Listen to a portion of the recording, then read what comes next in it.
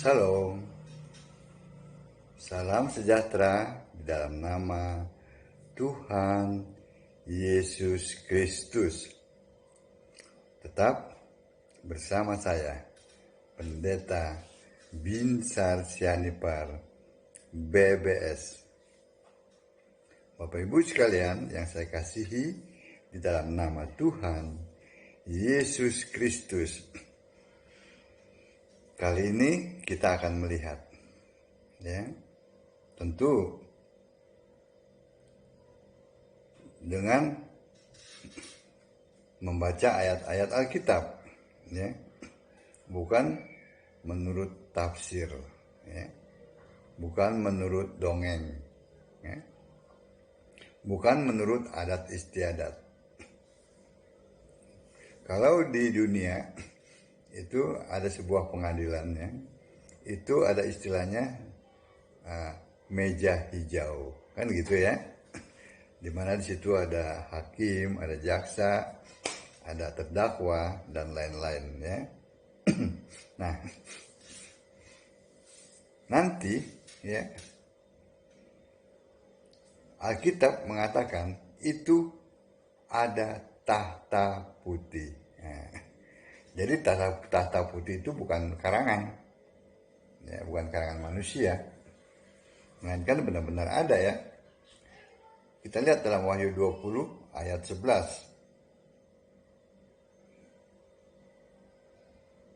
Ya.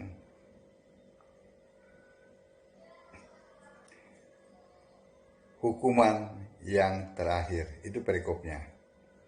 Lalu aku melihat suatu tahta putih yang besar, dan Dia yang duduk di atasnya, dari hadapannya lenyaplah bumi dan langit, dan tidak ditemukan lagi tempatnya.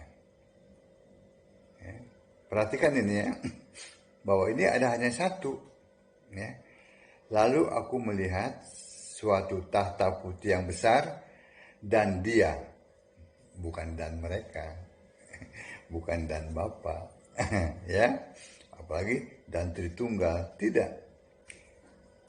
Dan Dia yang duduk di atasnya, dari hadapannya, kan? Bukan dari hadapan Bapa atau dari hadapan mereka Tritunggal, enggak, ya.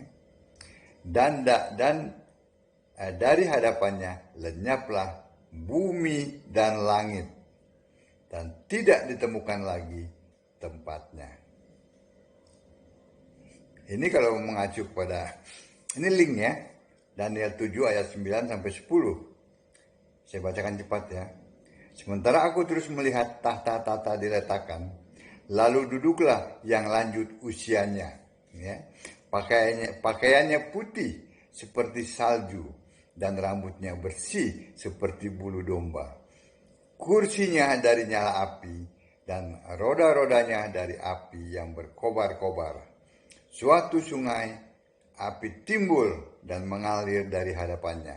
1000 kali beribu-ribu melayani Dia, dan selaksa kali berlaksa-laksa berdiri di hadapannya. Lalu duduklah majelis pengadilan, dan dibukalah kitab-kitab. Ya, ternyata yang lanjut usianya itu adalah Yesus, ya, bukannya Bapa. Wahyu 2, ya, kita lihat Wahyu 2 ayat 18. Dan tuliskanlah kepada malaikat jemaat di Tiatira, inilah firman Anak Allah, yang matanya bagaikan nyala api, dan kakinya bagaikan tembaga. Ya, jelas, ya.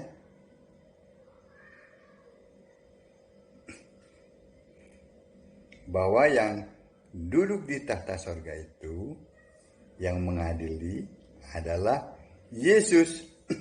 Dari hadapannya hilang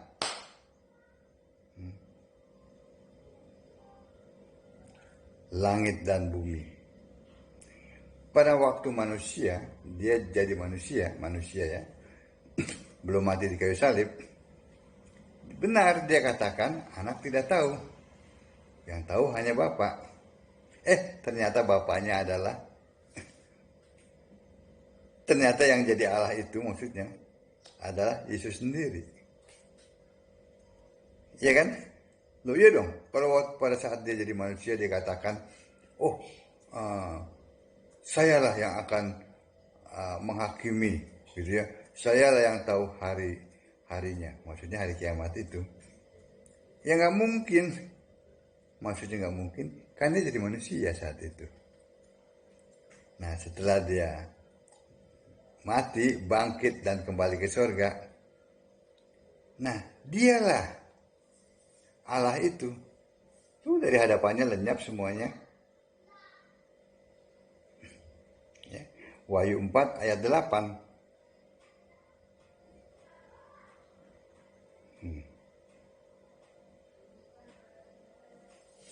Dan keempat makhluk itu masing-masing bersayap 6. Sekelilingnya dan di sebelah dalamnya penuh dengan mata. Dan dengan tidak berhenti-hentinya mereka berseru siang dan malam. Kudus, kudus, kuduslah Tuhan Allah yang Maha Kuasa, yang sudah ada dan yang ada dan yang akan datang. Itu yang Maha Kuasa, yang sudah ada,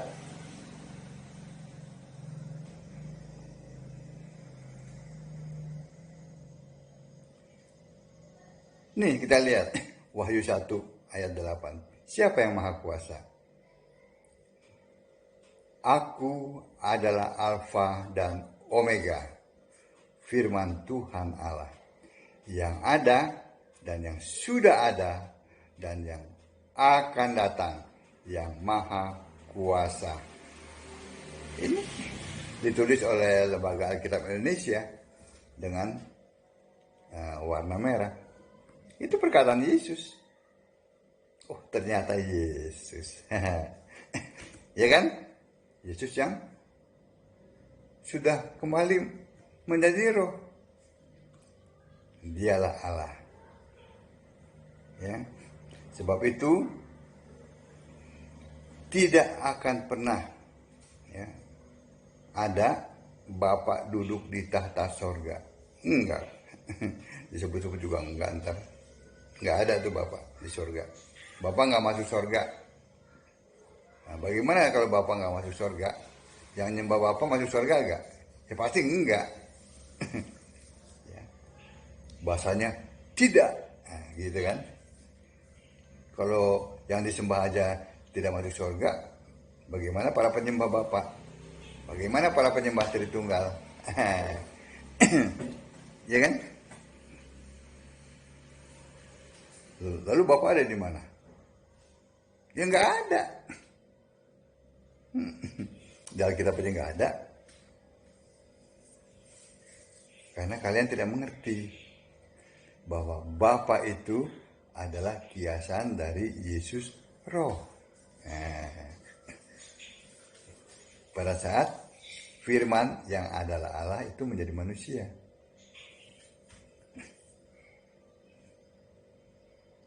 Iya kan? Kan pendapat para Tritunggal ini pada saat Allah menjadi manusia, yang jadi manusia itu siapa? Lain lagi pribadi kedua. Lalu yang disembah jadi Allah itu pribadi satu, kan begitu? Padahal Allah satu.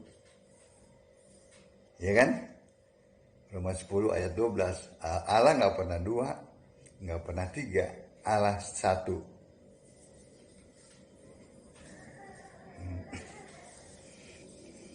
Kita lihat sekarang. Penghakiman tahta putih. Dimulai, ya, kapan ya? Lenyapnya langit dan bumi. Siapa yang menentukan kiamat? Lenyapnya langit bumi. Yesus Kristus. Yesus Allah. Nah itu, ya, sama sekali bukan Bapa.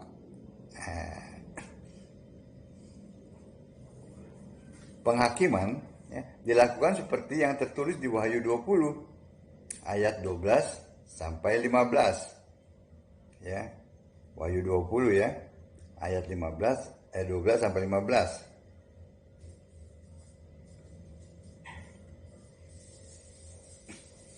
Dan aku melihat orang-orang mati, besar dan kecil, berdiri di depan tahta itu. Lalu dibuka semua kitab, dan dibuka juga sebuah kitab lain, yaitu kitab kehidupan. Jadi banyak kitab, dan hanya satu kitab kehidupan. Ya. Dan orang-orang mati dihakimi menurut perbuatan mereka, berdasarkan apa yang ada tertulis di dalam kitab-kitab itu. Ya, tertulis di dalam kitab-kitab itu, bukan dilihat di dalam kitab kehidupan ya. Maka laut menyerahkan orang-orang mati yang ada di dalamnya, dan maut dan kerajaan maut menyerahkan orang-orang mati yang ada di dalamnya, dan mereka dihakimi masing-masing menurut perbuatannya. Nah, jadi yang menyerahkan orang-orang mati itu adalah tadi laut, maut, dan kerajaan maut. Ya, ayat 13 ya. Lalu maut dan kerajaan maut itu dilemparkanlah ke dalam lautan api. Itulah kematian yang kedua, lautan api. Dan setiap orang yang tidak ditemukan namanya tertulis di dalam kitab kehidupan itu, ia dilemparkan ke dalam lautan api. Simpel sekali ya. Jadi begitu dicek di buku kehidupan tuh, kitab kehidupan, oh namanya nggak ada, oh langsung dilempar ke neraka. Kan lautan api itu neraka. Sekarang belum ada, karena belum ada penghakiman.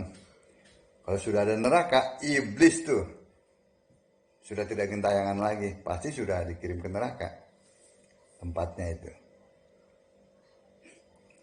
Jadi dilihat saja, ada tidak namanya tercatat dalam kitab kehidupan?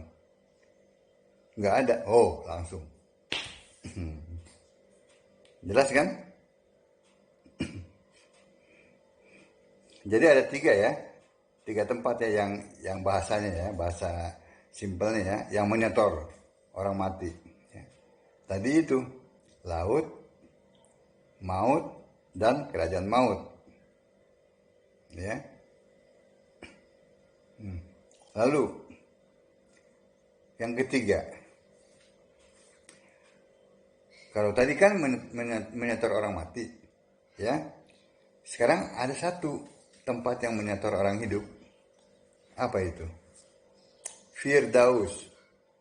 Kalau Bapak Ibu masih ingat tentang Abraham dan Lazarus. Abraham, Ishak, Yakub, dan semua nabi-nabi ya itu saat ini ada di Firdaus. Belum ke surga. Jadi kalau bilang, oh saya ke surga ketemu si ini si itu,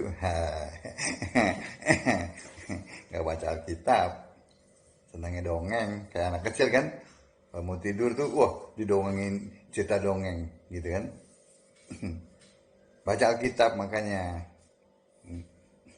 Jadi yang ketiga, ada satu tempat yang menyetor orang hidup. Kenapa?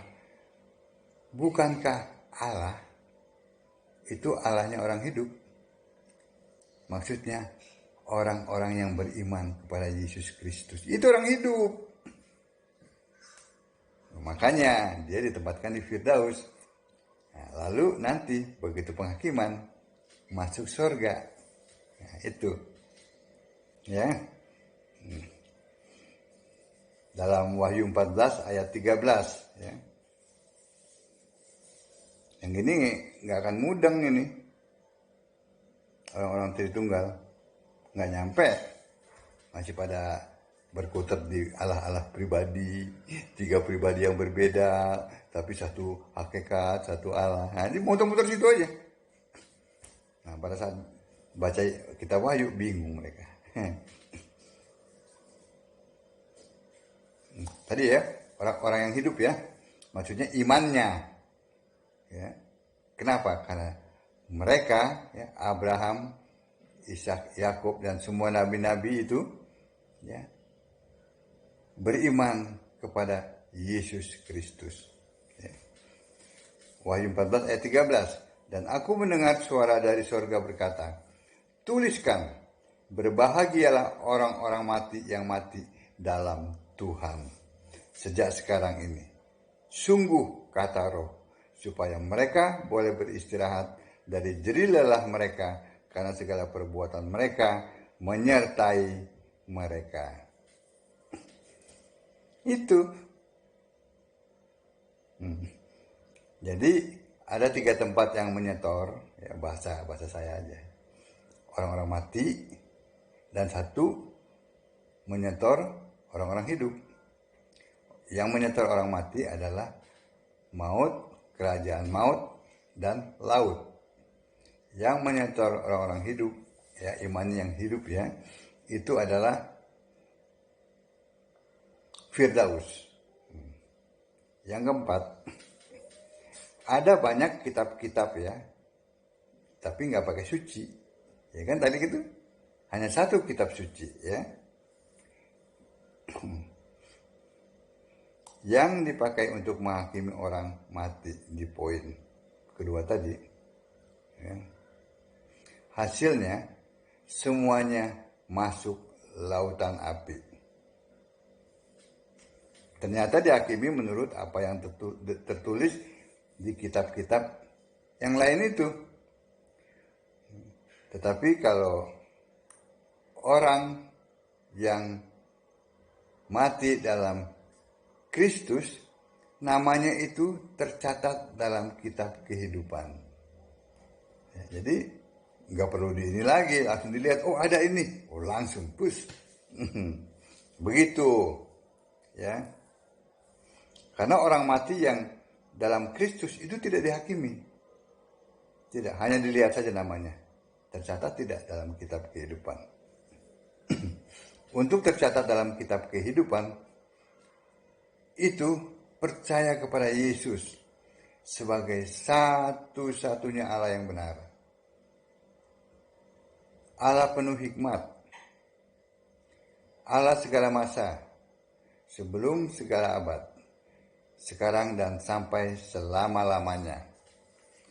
Lalu setelah percaya, memberi diri dibaptis dengan baptisan yang benar, bukan dipercik-percik, dipakai gayung-gayung, apa itu maknanya? Tidak.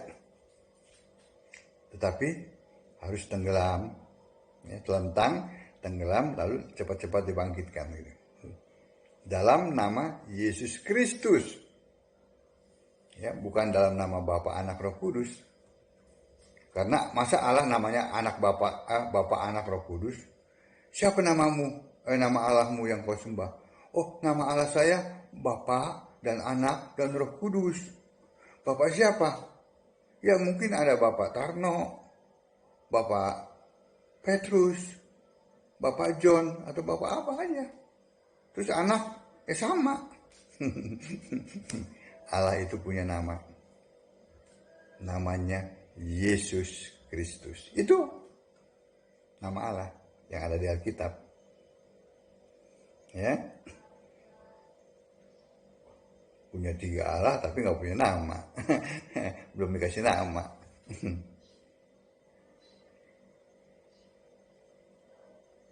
Allah Esa,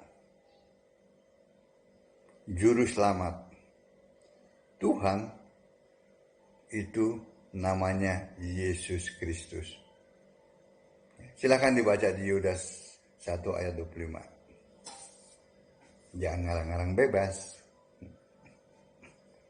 Nah, yang keenam, lalu ada kelompok kambing orang-orang terkutuk penyembah Bapa. Ini kan mereka ngeyeler, apa tuh? Ler gitu. Tegar tengkuk ler. Udah dikasih tahu, ya pakai ayat Alkitab, tapi tetap ngotot. Ya. Nah, inilah yang dikatakan kambing terkutuk. Jadi Kristen kambing terkutuk. Sebenarnya bukan Kristen. Gitu. Ya. Karena kalau Kristen itu pasti menyembah, memuliakan Yesus Kristus. Seperti yang Petrus katakan, muliakan Allah dalam nama Kristus. Nah, ya kan? Nama Kristus itu siapa? Yesus. Nggak mungkin, oh Bapak Kristus, Tritunggal Kristus, Romo Kristus, Pendeta Kristus. Apalagi, nggak mungkin. Pasti Yesus Kristus, seperti yang Petrus katakan.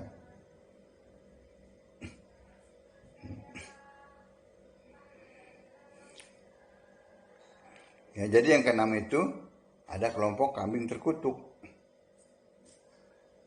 Yesus, Yesus, bukankah aku sudah bernubuat demi namamu? Menyembuhkan orang demi namamu. Kata Yesus pada akhirnya, nyala engkau dari hadapanku pembuat kejahatan. Di mana kejahatannya? Mereka ya,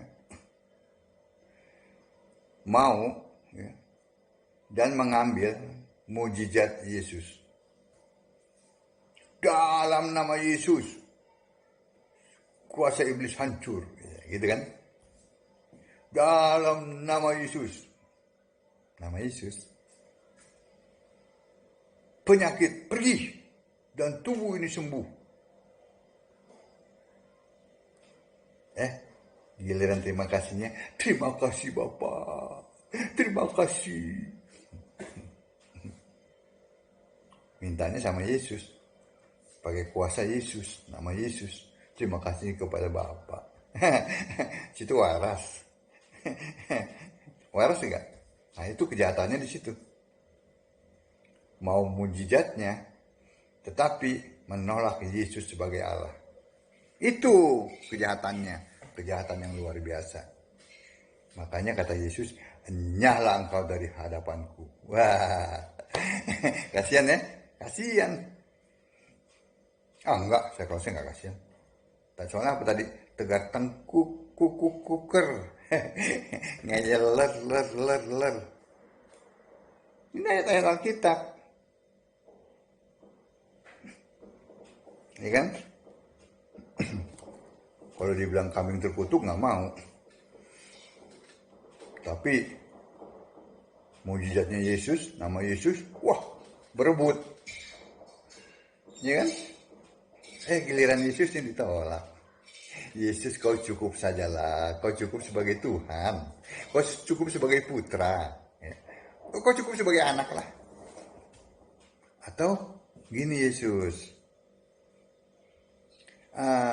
kau boleh jadi Allah, tetapi berbeda dengan Bapa, gitu kan? Itu dosa yang tidak terampuni. Tahu? Jadi jelas ya Bapak Ibu sekalian ya, yang duduk di tahta putih itu adalah Yesus seorang diri. Wahyu 4 ayat 2 ya, sendiri. Dari hadapannya lenyap langit dan bumi.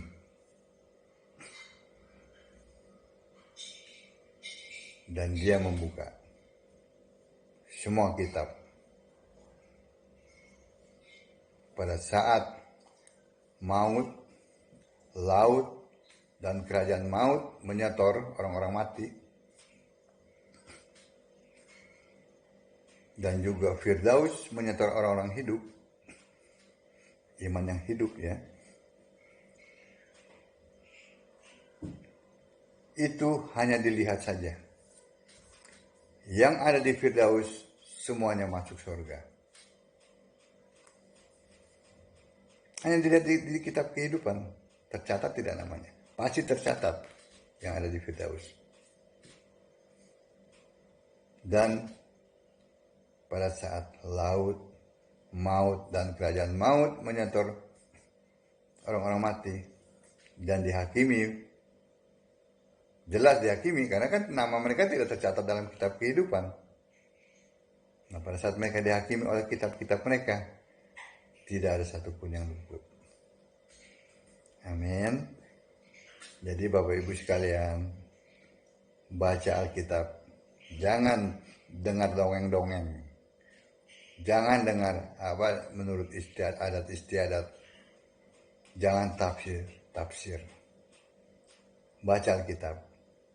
Dan sembahlah Yesus sebagai satu-satunya Tuhan Allah yang benar. Allah penuh hikmat, Allah segala masa, sebelum segala abad, sekarang dan sampai selama-lamanya. Shalom.